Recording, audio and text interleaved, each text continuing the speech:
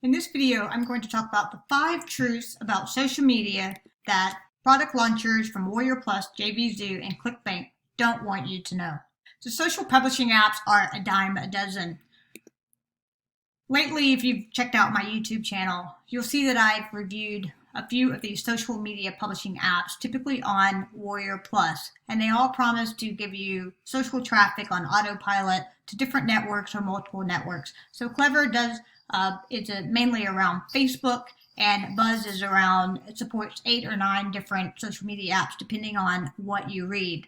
So the reality is that social media and publishing apps are a dime a dozen. And the reason I say that is because most of the sales pages of these particular applications promise to be new and world class. Social media has been around since 2006, so over 14 years. So publishing apps have been around for just as long.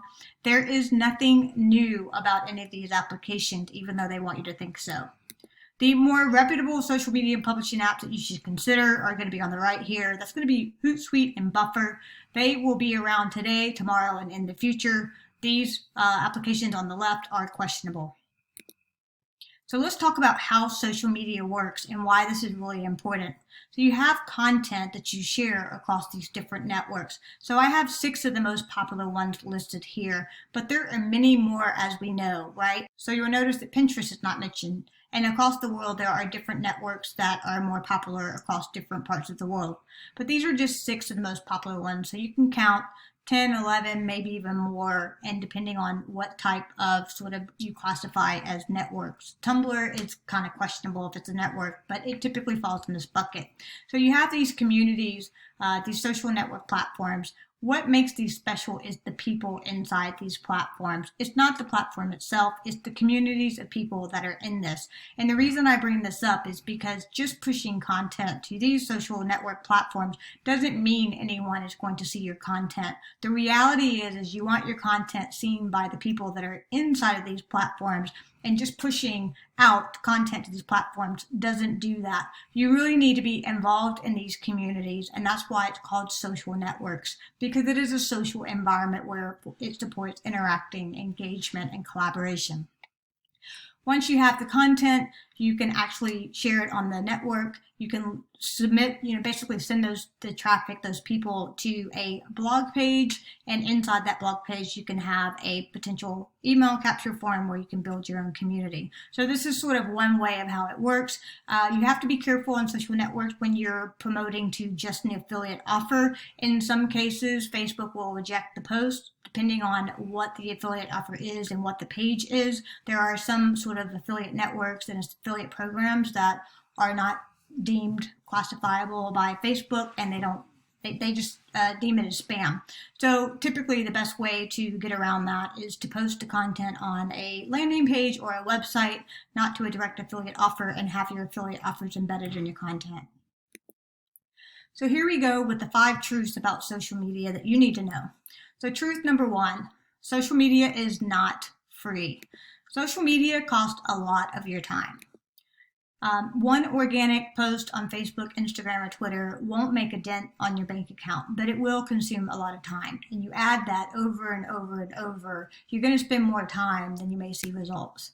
So if you value your time to be worth $50, say that's how much you go out and get for an hour of consulting work for some sort of service, then each hour on social media costs you $50. So 2 hours cost you $100, 5 hours cost you $250, and 10 hours, just say you spend 10 hours a week on social media, that's costing you $500 a week, which obviously you keep multiplying, and that starts accounting for a lot of money of your time. Truth number 2, you can't succeed on every platform at once. So a lot of times these applications boast and brag about you being able to build these multiple communities across at once. The reality is you can't do that. It's nearly impossible to get the experience you want if you are trying to manage and grow 6 or more social media accounts at once. It is always best practice to focus on one. So focus on one network to actually see results, and then you move on to another one. And you only need to be where your ideal customer hangs out. So each platform has its own sort of type of audience. TikTok has a very, very young audience. Facebook can have sort of a young to older audience. Instagram has sort of a younger audience.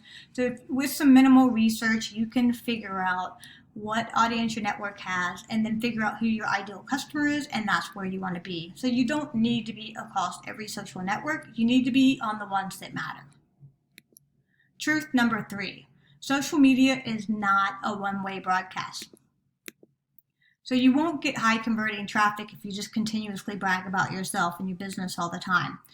Social networks are meant to be interactive communities. They're meant for 2 or more way communications where they want to connect, they want to share, and they want to collaborate. So you, as a business owner and entrepreneur, you want to share content that provides value to your audience, helps them in some sort of way, and entices them to engage with your post and content. Truth number 4, you need to post consistently, not 100 times a day.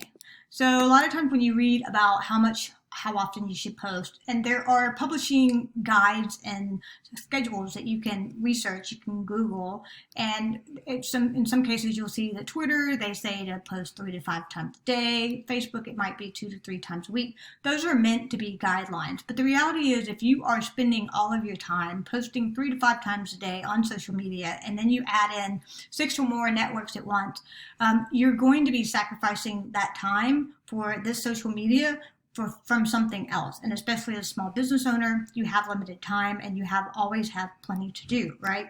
So for you to see true results on social media, it actually comes from posting consistently, regardless of the number of posts per day and per week. And you want to identify a frequency that is sustainable for you to maintain long term. That's more important than posting 100 times a day. Truth number 5.